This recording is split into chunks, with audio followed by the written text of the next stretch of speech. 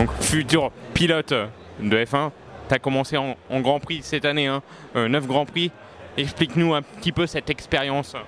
Super expérience, ça a été vraiment super de commencer la Formule 1 cette année. C'était mon rêve de gosse, hein, vraiment de commencer, donc voilà, de l'avoir fait c'est quand même déjà énorme. Maintenant la plus grosse partie a été faite, après il fallait y rester, donc à la base c'était que du bonus, mais j'ai réussi à décrocher un contrat de 2 ans chez Force India, avec l'aide de tous mes partenaires, de Mercedes, et puis de Manor aussi, on a fait une excellente saison et on a pu se démarquer, donc voilà, c'est très content de comment la saison s'est déroulée, et voilà, hâte d'être en 2017.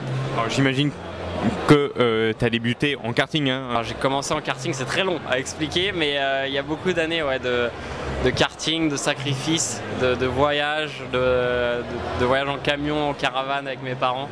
Donc j'ai commencé à 4 ans et demi, à 9 ans j'ai été champion de France minime, à 10 ou 11 ans j'ai été champion de France cadet, et après en KF3 en junior, du coup j'ai été repéré par l'équipe de management qui s'appelait Gravity, qui est devenue le Lotus F1 Team Junior à l'époque. J'ai gagné la F3 en 2014, et de là j'ai été repéré par Mercedes, qui a pris le relais sur Lotus. Et j'ai gagné la GP3 en 2015 et j'ai été pilote professionnel en 2016 directement avec Mercedes, et j'ai réussi à faire le switch en Formule 1. Pilote d'essai, pilote titulaire.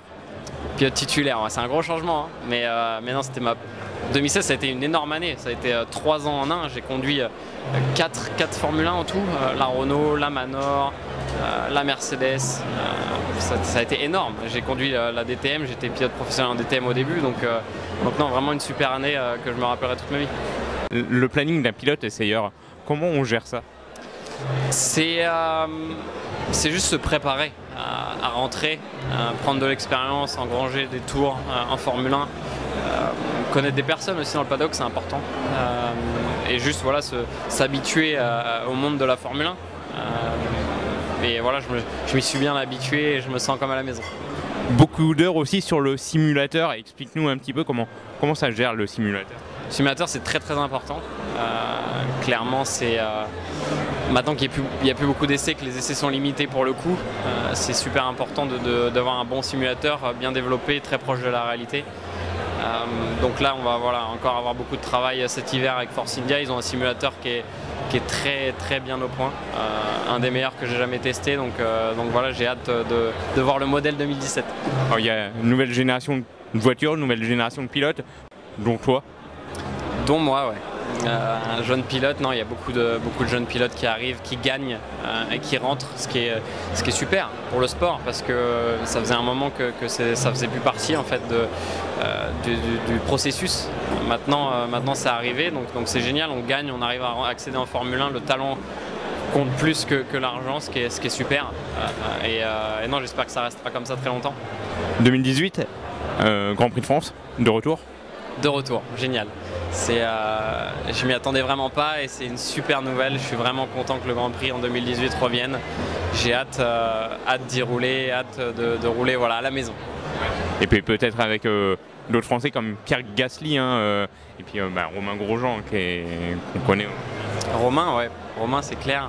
Pierre, je sais pas où il sera dans le futur. Pour l'instant, je pense qu'il aura sûrement pas de back-end l'année prochaine, donc ce sera peut-être difficile, mais en tout cas avec Romain, on espère faire briller la France. J'imagine que tu étais idole d'un pilote.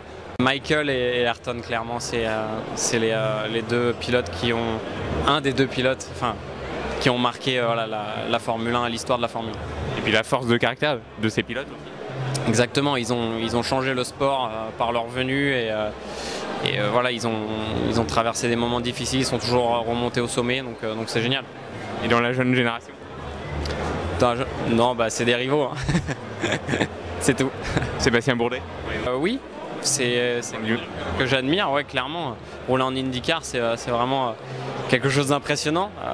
De Champ-Car également. De Champ-Car également, non, Qui a connu la F1 également. Ouais, également, non, c'est un super pilote, et j'ai travaillé avec son ingénieur chez Manor d'ailleurs.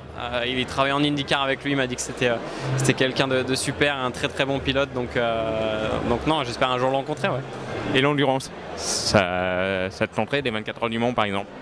Pas pour l'instant.